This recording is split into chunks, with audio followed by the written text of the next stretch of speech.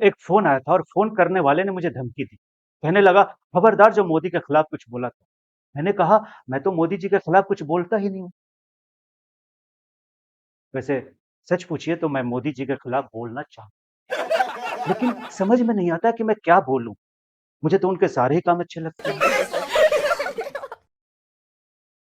हाँ, आजकल देखिए ना, वो 140 करोड़ की बातें कर रहे हैं और लोग हैं कि अभी भी 15-15 लाख पर अटके हुए हैं। इसे कहते हैं छोटे लोग और छोटी सोच। एक कबाड़ी से किसी ने पूछा कि अगर तुम्हारे पास बहुत सारा पैसा आ जाए, तो तुम क्या करोगे? कहने लगा मैं दुनिया का सारा कबाड़ खरीद लूँगा। इसे भी कहते हैं छोटे लोग और छोटी सोच। वैसे सच पूछिए तो मैं राहुल गांधी के खिलाफ कुछ बोलना चाहता हूँ, लेकिन डरता हूँ। डर इस बात का है कि मेरे बोलने से कहीं राहुल गांधी फेमस ना हो जाए। सोचिए अगर देवदास को पारो मिल गई होती तो क्या होता? सीधी सी बात है, दोनों अपने 5 बच्चों के साथ राशन की लाइन में लगे थे। पुरानी बात याद आ गई। एक लड़की थी जो मुझे बहुत प्यार करती थी, मैं भी करता था। वो हमेशा कहा करती थी कि चलो भाग चल, और एक दिन वो भाग गई, लेकिन मुझे अपने साथ ले जाना भूल गई।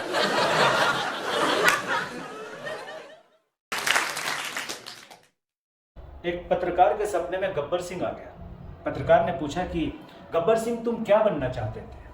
गब्बर ने कहा कि मैं सांसद बनना चाहता था। तो पत्रकार ने कहा फिर डाकू क्यों बन गए? तो गब्बर सिंह ने कहा कि दोनों में फर्क है क्या? तभी वहां ठाकुर साहब भी आ गए। पत्रकार ने पूछा कि ठाकुर साहब ये आपके दोनों हाथ गब्बर ने काट दिए, गब्बर तुमने इनके दोनों हाथ क्यों काटे? तो गब्बर ने कहा कि पत्रकार महोदय आपके हाथ बचे हैं क्या? तभी बसंती आ गई अपने धनों की तलाश में। पत्रकार ने कहा कि बसंती तुम्हें तो मना किया था ना कि कुत्तों के सामने मत नाचना, फिर तुम क्यों नाची? बसंती ने जवाब दिया कि तुम भी तो नाचते। बेचारा पत्रकार, सुना है आजकल पतंजलि का शरबत बेच रहा है।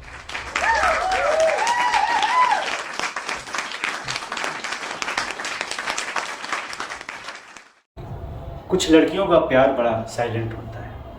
एक लड़की से मैंने कहा कि तुम शादी कर लो, कहने लगी आप तो शादीशुदा हैं। मैंने कहा मुझसे नहीं किसी और से कर लो, कहने लगी आपने किसी और से कर ली, इसका मतलब ये तो नहीं कि मैं भी किसी और से कर लूं। उस दिन मुझे पता चला कि वो मुझे कितना प्यार करती थी।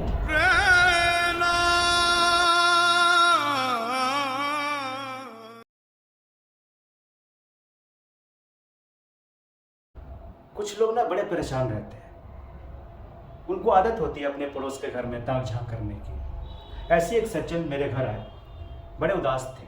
मैंने पूछा क्या हुआ, अपसेट क्यों? कहने लगे कि क्या बताएं, जब पड़ोस में नई कार आती है तो अपनी गाड़ी पुरानी लगने लगती है। मैंने कहा हाँ।